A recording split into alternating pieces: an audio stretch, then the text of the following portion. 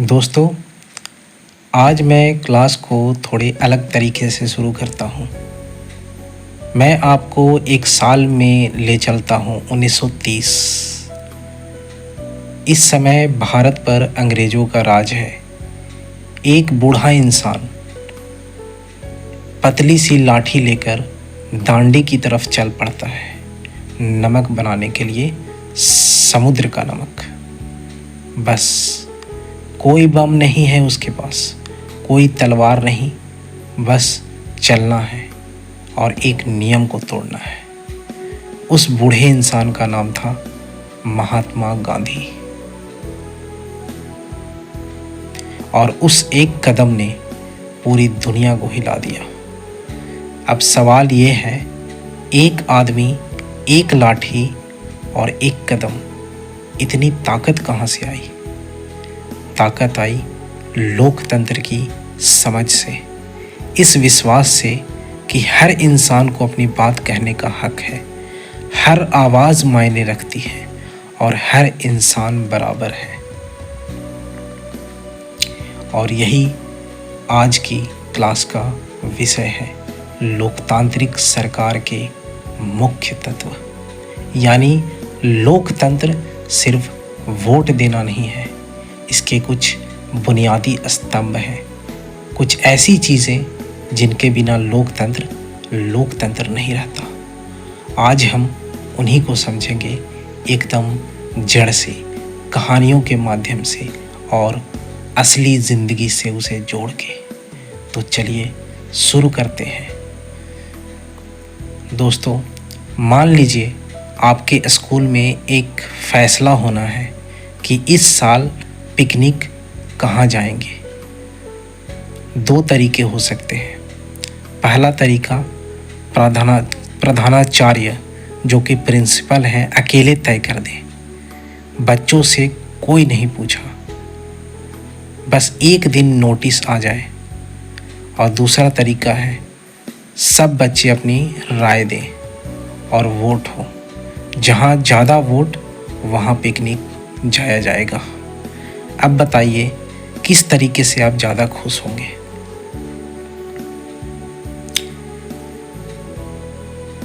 जाहिर है दूसरे में ज़्यादा आप खुश होंगे, क्योंकि उसमें आपकी भागीदारी थी। यही है लोकतंत्र का सबसे ज़रूरी तत्व, भागीदारी यानी पार्टिसिपेशन।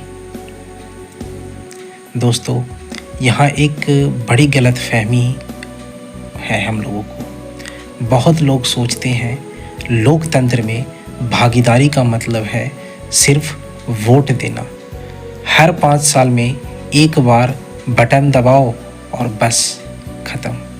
पर यह आधा सच है। भागीदारी का मतलब है रोज़मर्रा की ज़िंदगी में भी हिस्सा लेना।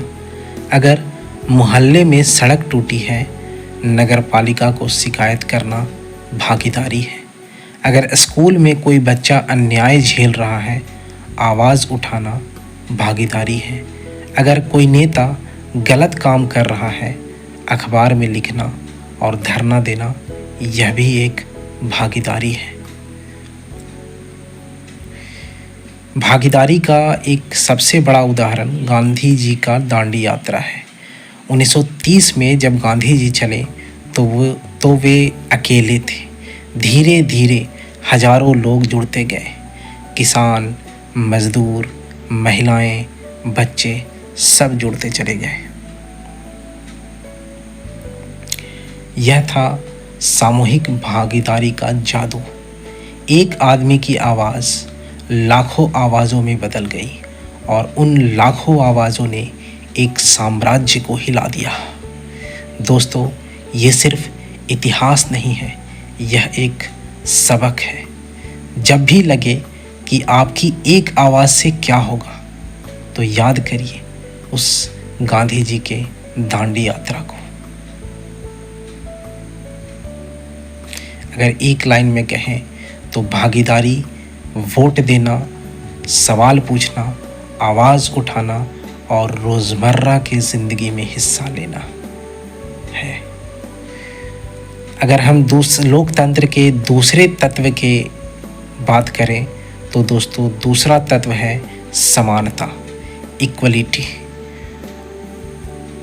1955 का अमेरिका का एक कहानी बताते हैं। एक थकी हुई महिला रोज़ा पार्क्स बस में बैठी है, काम से लौट रही है। बस कंडक्टर आता है और उनसे कहता है, पीछे जाओ, आगे की सीट गोरों के लिए है। रोज़ा पार्क्स ने मना कर दिया। उन्हें गिरफ्तार किया गया। पर उस एक ना ने अमेरिका में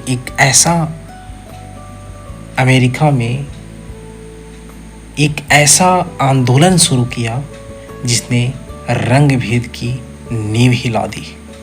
दोस्तों ये कहानी इसलिए सुनाई क्योंकि जहाँ समानता नहीं वहाँ लोकतंत्र नहीं। समानता का असली मतलब, समानता यानी इक्वलिटी, लोकतंत्र का दूसरा सबसे ज़रूरी तत्व है दोस्तों।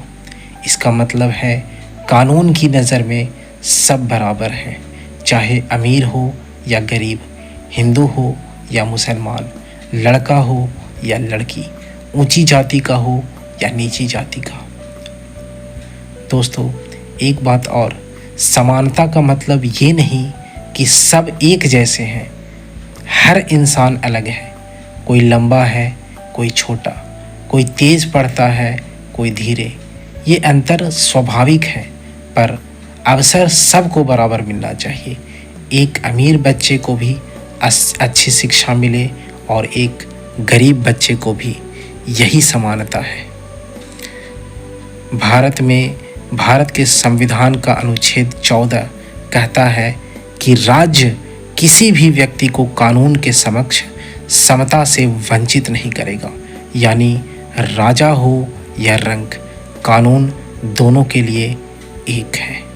पर दोस्तों एक ज़रूरी सवाल, क्या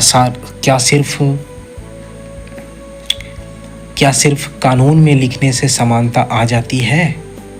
नहीं, समानता तब आती है जब हम सब अपनी रोज़मर्रा की ज़िंदगी में हर इंसान को बराबर का सम्मान दें।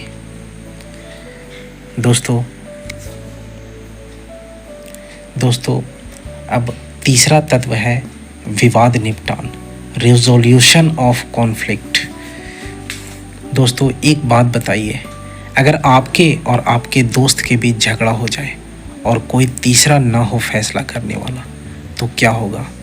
जो ताकतवर होगा वो जीत जाएगा ना, चाहे वो सही हो या गलत, वो जीत जाएगा। यही जंगल का नियम है दोस्तों। लोकतंत्र इससे अलग है। लोकतंत्र में ऐसा नहीं होता। लोकतंत्र कहता है झगड़ा सुलझाने के लिए ताकत नहीं, तरीका होना चाहिए। एक निष्पक्ष व्यवस्था होनी चाहिए जहां दोनों की बात सुनी जाए और फैसला हो सही गलत के आधार पर। इसे कहते हैं विवाद निपटान यानी रिजोल्यूशन ऑफ कॉन्फ्लिक्ट। दो किसानों की कहानी के माध्यम से हम समझते हैं दोस्तों। रामपुर गांव में दो किसान हैं, रमेश और सुरेश। दोनों के खेत की सीमा पर झगड़ा है। दोनों को लगता है वो ज़मीन उनकी है। अगर कोई व्यवस्था ना हो तो क्या होगा? मारपीट, खून खराबा, परिवारों में दुश्मनी।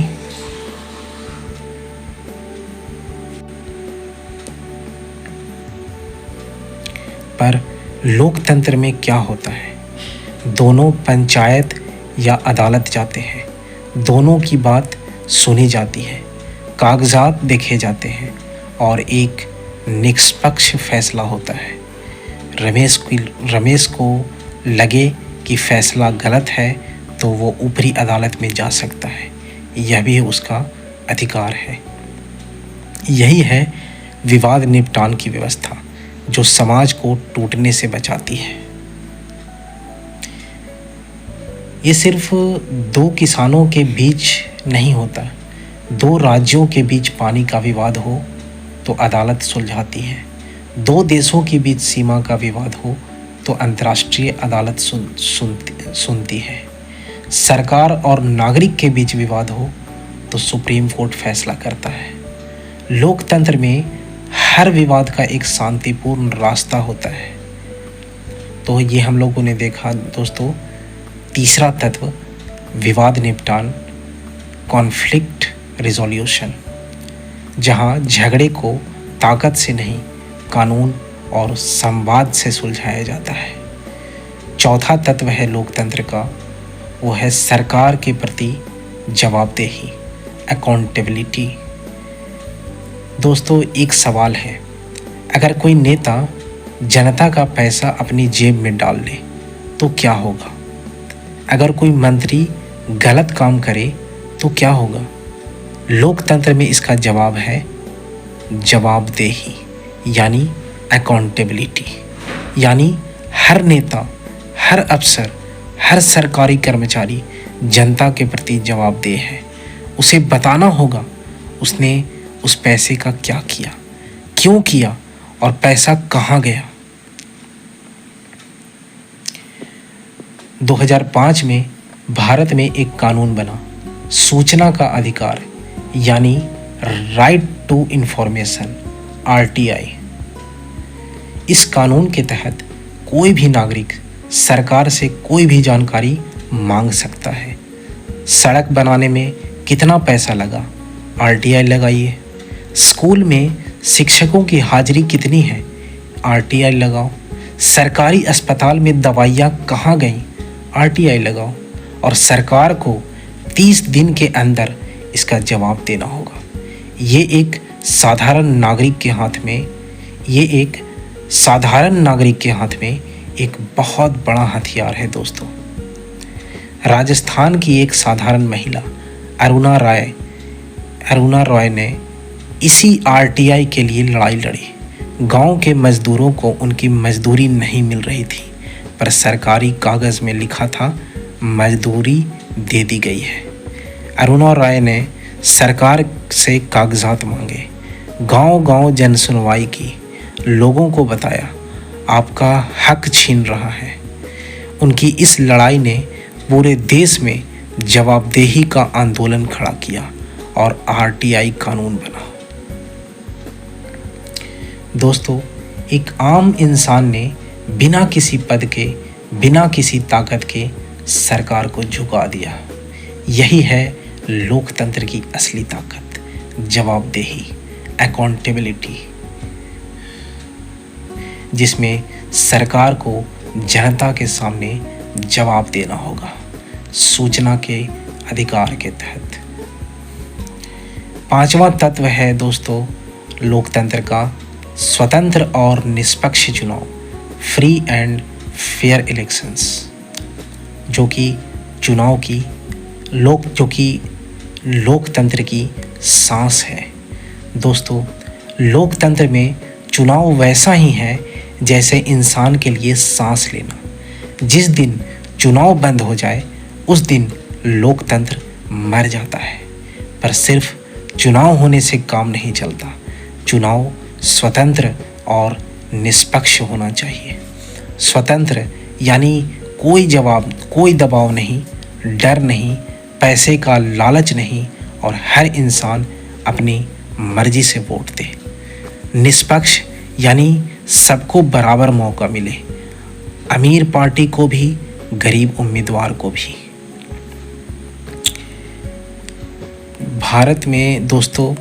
भारत में चुनाव की जिम्मेदारी है चुनाव आयोग यानी इलेक्शन कमीशन ऑफ इंडिया की। ये पूरी तरह स्वतंत्र संस्था है, न सरकार इसे दबा सकती है न विपक्ष। चुनाव आयोग तय करता है कब चुनाव होगा, कैसे होगा, गलत काम करने पर कार्रवाई यही करता है। और दोस्तों भारत के चुनाव की एक बात जानते हैं आप, दुनिया के किसी भी देश में इतने बड़े पैमाने पर चुनाव नहीं होता। 90 करोड़ से ज़्यादा मतदाता, दूर दराज के जंगलों में, पहाड़ों पर, रेगिस्तान में, हर जगह मतदान केंद्र। कश्मीर की बर्फ़ में भी, लक्षद्वीप के टापू पर भी और अरुणाचल प्रदेश के जंगलों में भी। यह है लॉजिस्टिक्स। ये लॉजिस्टिक्स अपने आप में एक चमत्कार है।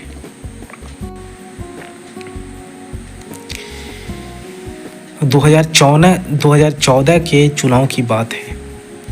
गुजरात में एक गांव में एक 90 साल की बूढ़ी माँ चलने में तकलीफ होने के बावजूद अपनी बेटी का हाथ पकड़कर मतदान केंद्र पहुंची।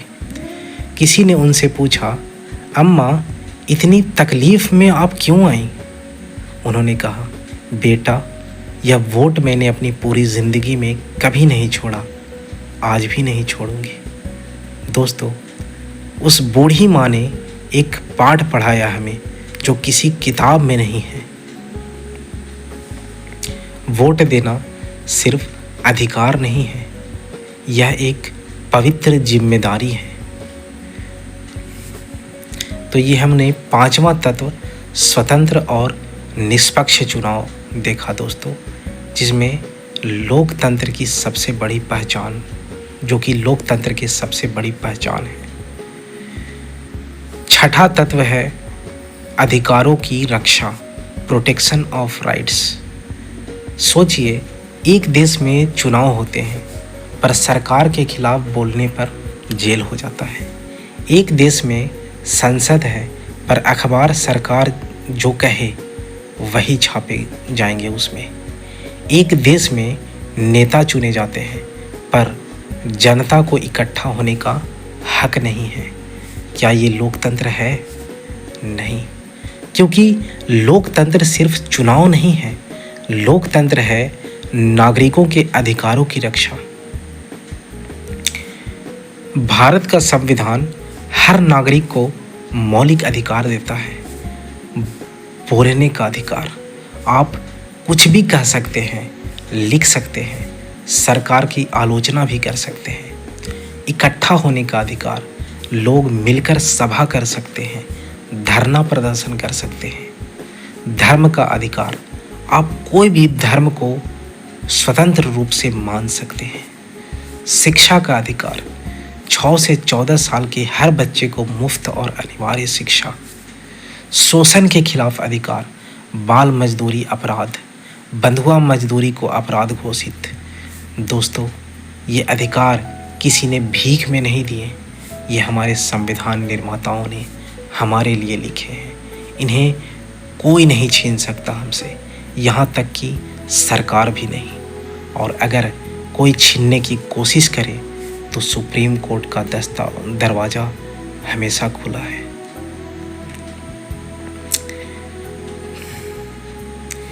दोस्तों, अब ज़रा एक कदम पीछे जाकर देखते हैं। हमने 6 तत्व पढ़े लोकतंत्र के। पहला, भागीदारी, हर नागरिक की आवाज़ मायने रखती है।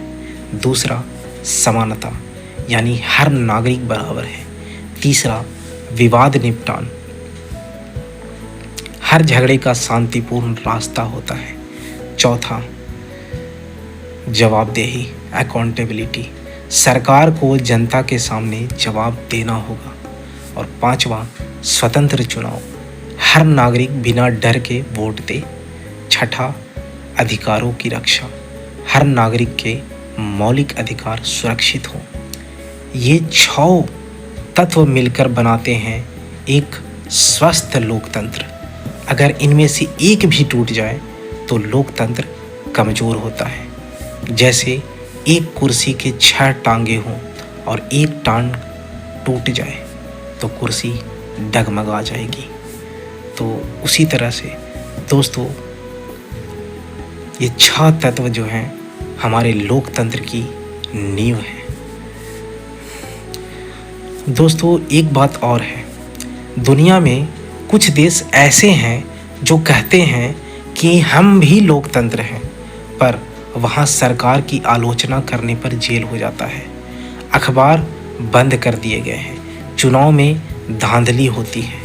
तो क्या वो लोकतंत्र नहीं है, वो लोकतंत्र का सिर्फ नाटक है। असली लोकतंत्र वही है जहाँ ये सारे तत्व, भागीदारी, समानता, जवाबदेही, निष्पक्ष चुनाव, अधिकारों की रक्षा सब एक साथ काम करें।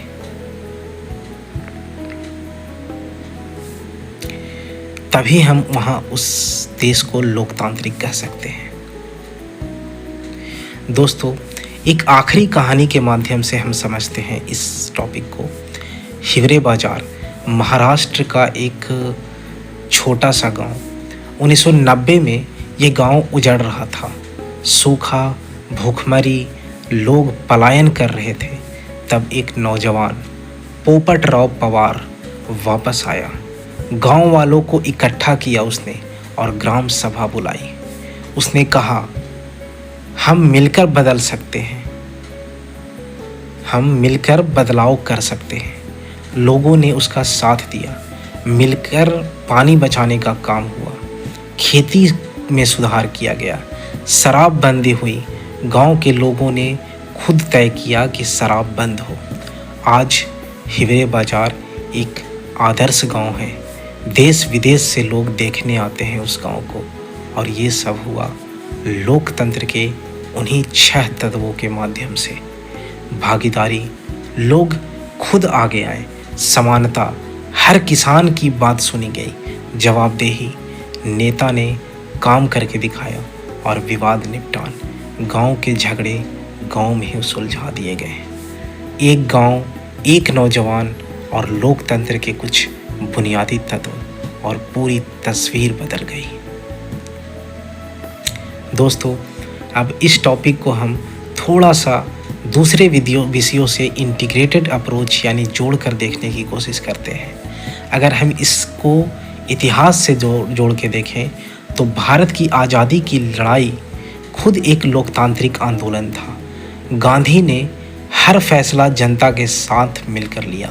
यही भागीदारी का सबसे बड़ा उदाहरण है।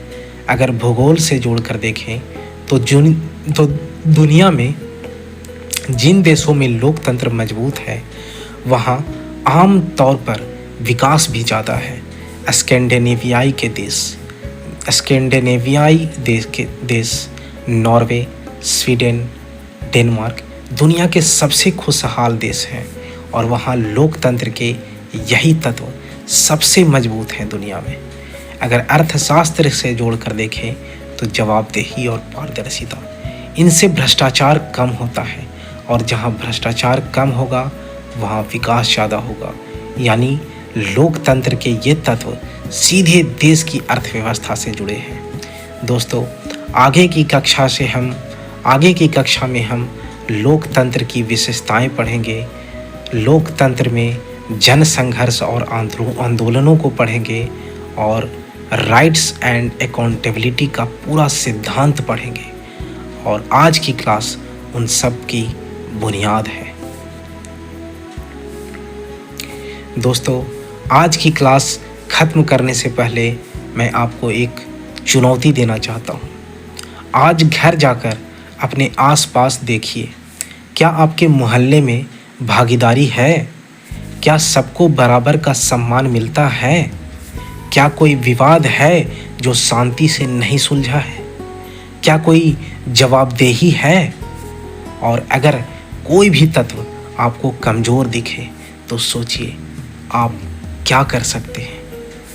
याद रखिए, लोकतंत्र को मजबूत रखने की जिम्मेदारी सिर्फ नेताओं की ही नहीं है। वो जिम्मेदारी है आपकी, मेरी और हम सब की। क्योंकि लोकतंत्र एक इमारत है और उस इमारत की एक एक ईंट है उसके नागरिक। जब नागरिक मजबूत तो लोकतंत्र भी मजबूत। दोस्तों, अगली क्लास में हम फिर से मिलेंगे आप लोगों के साथ नए टॉपिक के साथ।